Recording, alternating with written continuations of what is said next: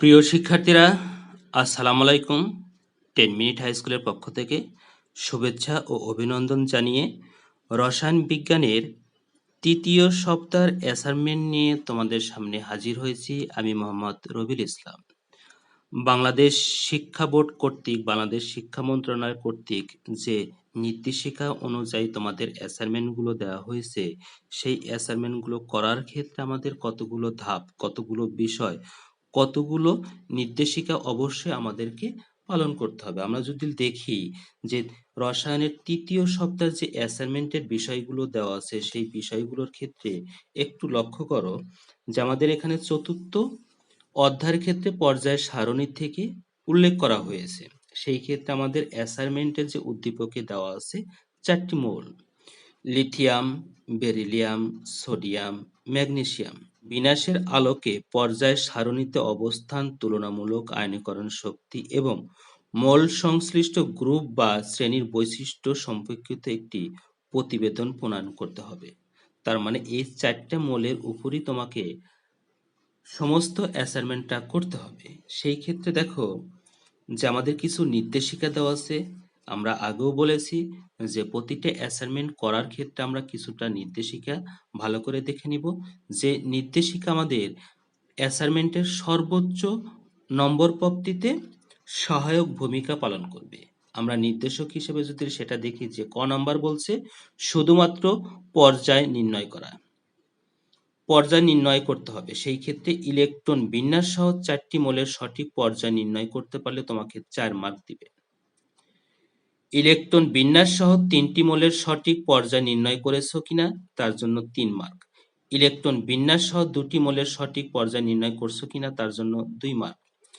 Electron বিন্যাস সহ 1টি মৌলের সঠিক পর্যায় নির্ণয় করেছো তার জন্য হলো কার কি 1 মার্ক। অর্থাৎ আমি যতটুকু কাজ করব ঠিক ততটুকুর উপরই অ্যাসাইনমেন্ট আমাকে মূল্যায়ন করবে। খ নাম্বার বলছে গ্রুপ বা শ্রেণী। গ্রুপ বা শ্রেণী, এই খ নাম্বার অংশটুকু করার ক্ষেত্রে ইলেকট্রন বিন্যাস সহ 4টি মৌলের সঠিক গ্রুপ বা শ্রেণী নির্ণয় করেছে কিনা, করতে পারলে তোমাকে 4 মার্ক দিবে। ইলেকট্রন বিন্যাস সহ 3টি মৌলের সঠিক গ্রুপ বা শ্রেণী নির্ণয় করছো, সেই ক্ষেত্রে তোমাকে 3 মার্ক দিবে। ইলেকট্রন বিন্যাস সহ 2টি মৌলের সঠিক গ্রুপ বা শ্রেণী নির্ণয় করছো, সেই ক্ষেত্রে তোমাকে 2 মার্ক দিবে।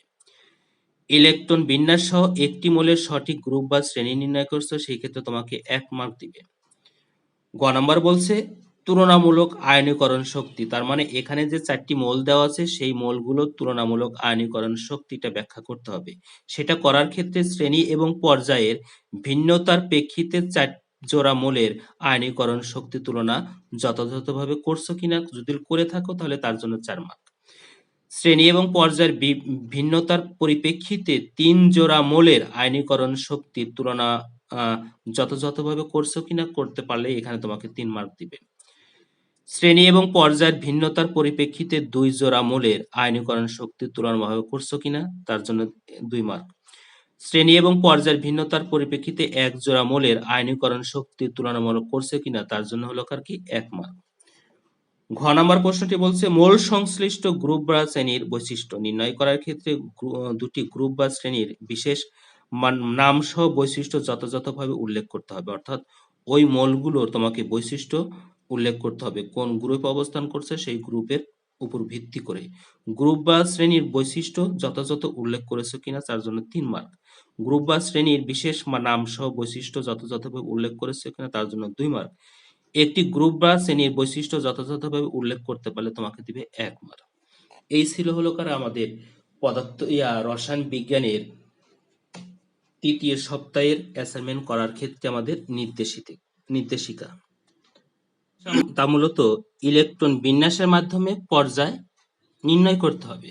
তাহলে দেখো যে আমাদের উদ্দীপকে যে 4টি মৌলের উল্লেখ করা আছে সেটা লিথিয়াম, বেরিলিয়াম, সোডিয়াম এবং ম্যাগনেসিয়াম। আমরা এই মৌলগুলোর ইলেকট্রন বিন্যাস করে নিব। 4টি মৌলের ইলেকট্রন বিন্যাস আমরা করে নিব। মৌলগুলোর ইলেকট্রন বিন্যাস যদি আমাদের এরকম হয় যে লিথিয়ামের ক্ষেত্রে 1s2 1s1, বেরিলিয়ামের ক্ষেত্রে 1s2 2s2, সোডিয়ামের ক্ষেত্রে 1s2 2s2 2p6 3s1, এবং ম্যাগনেসিয়ামের ক্ষেত্রে 1s2 2s2 2p6 3s2। তোমরা এই ইলেকট্রন বিন্যাসগুলো পারো। আমরা জানি যে আমরা এই ইলেকট্রন বিন্যাসের মাধ্যমে কিভাবে একটা মোলের পর্যায় নির্ণয় করব। তোমরা এতটুকু জানো যে একটি মোলের ইলেকট্রন বিন্যাস থেকে মোলের পর্যায় সারণীতে গ্রুপ বা পর্যায় আমরা নির্ণয় করতে পারি।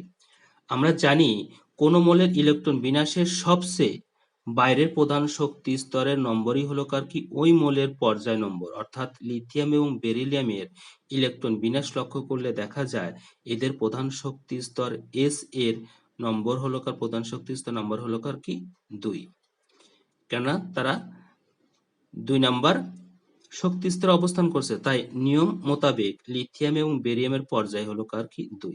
অপরদিকে সোডিয়াম ও ম্যাগনেসিয়ামের ইলেকট্রন বিন্যাস লক্ষ্য করলে দেখা যায় এদের পর্যায় হলো কার কি 3, কেননা লিথিয়ামের ক্ষেত্রে সে প্রধান শক্তি স্তর 2, কাজে তাদের পর্যায় হলো কার কি 2। বেরিলিয়ামের ক্ষেত্রে তাদের প্রধান শক্তি স্তর হলো কার কি 2, কাজে তার পর্যায় হলো কার 2। সোডিয়ামের ক্ষেত্রে তাদের প্রধান শক্তি স্তর হলো কার 3, কাজে তাদের পর্যায় হলো কার কি 3। ম্যাগনেসিয়ামের ক্ষেত্রেও তাই, যে প্রধান শক্তি স্তর হলো কার কি 3। ইলেকট্রন বিন্যাসের মাধ্যমে মৌলের গ্রুপ বা শ্রেণী নির্ণয় দেওয়া আছে যে 4টি পদার্থ মৌলগুলো দেওয়া আছে লিথিয়াম, বেরিলিয়াম, সোডিয়াম, ম্যাগনেসিয়াম। পদার্থ মৌলগুলোর ইলেকট্রন বিন্যাস যদি আমরা নিম্নরূপ করে থাকি, লিথিয়ামের ক্ষেত্রে 1s2 2s1, বেরিলিয়ামের ক্ষেত্রে 1s2 2s2। তোমরা এই ইলেকট্রন বিন্যাসগুলো পারো, তোমরা করে নিবা। আমরা এখন জানি যে কিভাবে এগুলো আমরা নির্ণয় করব। আমরা এগুলো নির্ণয় করার ক্ষেত্রে কতগুলো নিয়ম জানি। তার প্রথম নিয়মটি হলো কার কি, যে আমরা জানি কোন মোলের ইলেকট্রন বিন্যাসের বাইরের প্রধান শক্তি স্তরে যদি s অরবিটাল থাকে, তবে ওই s অরবিটাল মোট ইলেকট্রন সংখ্যাই হলো কার কি ওই মোলের গ্রুপ বা শ্রেণী নম্বর। আমরা একটু খেয়াল করব যে এই ক্ষেত্রে দেখো যে আমরা যখন ইলেকট্রন বিন্যাসগুলো করছি তখন প্রধান শক্তি স্তর লিথিয়ামের ক্ষেত্রে ছিল s, যেখানে আমাদের s অরবিটাল ইলেকট্রন আছে হলো কার একটি। বেরিলিয়ামের ক্ষেত্রে প্রধান শক্তি স্তর হলো কার কি s, এখানে আমাদের ইলেকট্রন আছে কতটি 2টি। আর সোডিয়ামের ক্ষেত্রে দেওয়া আছে হলো কার প্রধান শক্তি স্তর হলো কার s3, যেখানে আমাদের ইলেকট্রন দেওয়া আছে একটি। ম্যাগনেসিয়ামের ক্ষেত্রে দেওয়া আছে প্রধান শক্তি স্তর s, এখানে দেওয়া আছে হলো কার কি 2টি। তাহলে হিসাব অনুযায়ী দেখো আমরা হিসাব অনুযায়ী দেখাইতে পারি যে লিথিয়াম এবং সোডিয়ামের শক্তি স্তরে s অরবিটাল আছে এবং s অরবিটাল মোল ইলেকট্রন সংখ্যা হলো কার কি একটি। কাজেই লিথিয়াম এবং সোডিয়াম মোল দুটি গ্রুপ হলো কার কি 1 এ অবস্থিত। অপরপক্ষে বেরিলিয়াম এবং ম্যাগনেসিয়ামের ইলেকট্রন বিন্যাস থেকে দেখা যায় তাদের গ্রুপ বা শ্রেণী হলো কার কি 2।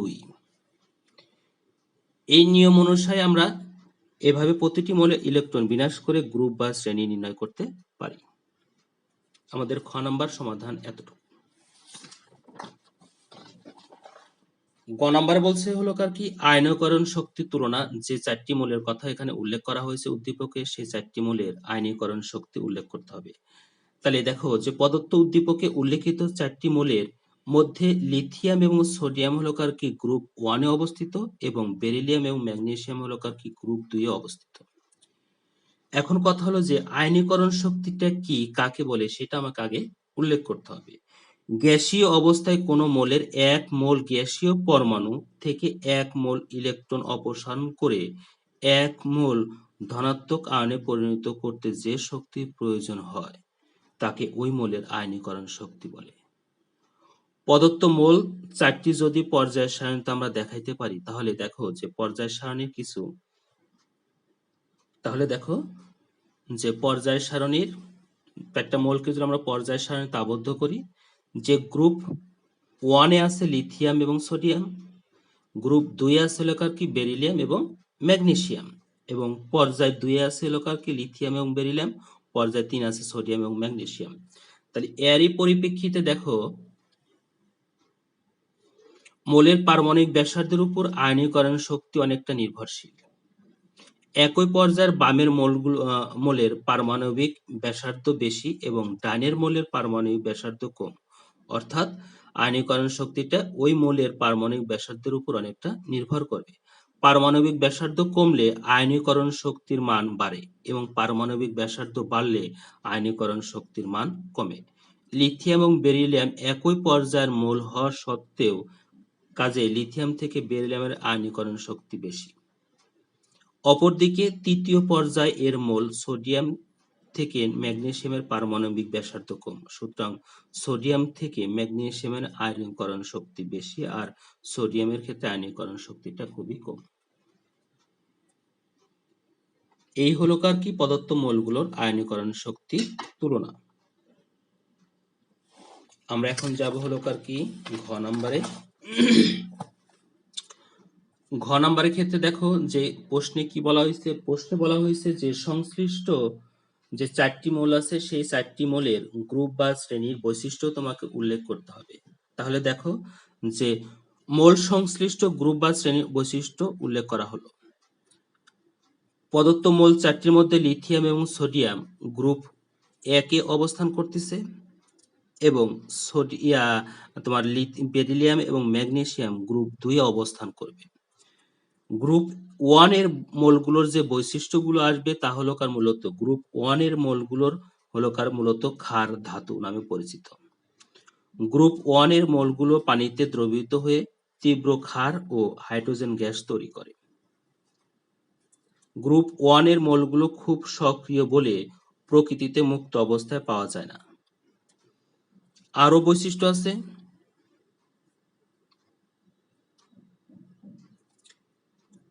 গ্রুপ 1 এর মৌলগুলো উপর থেকে নিচে নামলে পরে আয়নীকরণ শক্তি কমে যায়। গ্রুপ 1 এর মৌলগুলো উপর থেকে নিচে নামলে তড়িৎ ঋণাত্মকতা হ্রাস পায়। গ্রুপ 1 এর মৌলগুলোর উপর থেকে নিচে নামলে ধাতব ধর্ম হ্রাস পাবে।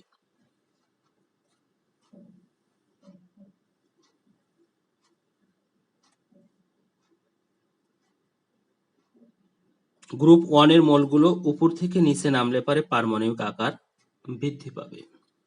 ঠিক তেমনি ভাবে গ্রুপ 2 এর মৌলগুলোর যে বৈশিষ্ট্যগুলো আছে সেগুলো আমরা লিখে নেব। একই গ্রুপ 1 এবং গ্রুপ 2 এর যে মৌলগুলোর বৈশিষ্ট্য একই, তারপরেও আমরা গ্রুপ 2 এর মৌলগুলো হলো কার কি মৃৎকার ধাতু নামে পরিচিত। এরা পানির সাথে বিক্রিয়া করে তীব্র ক্ষার এবং হাইড্রোজেন গ্যাস তৈরি করে। গ্রুপের মৌলগুলো উপর থেকে নিচে নামলে আয়নীকরণ শক্তি কমে যায়।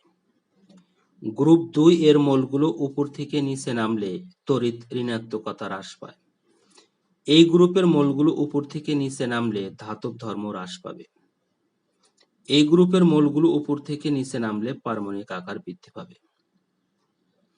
এই হলো কার আমাদের তৃতীয় সপ্তাহের রসায়নের অ্যাসাইনমেন্ট।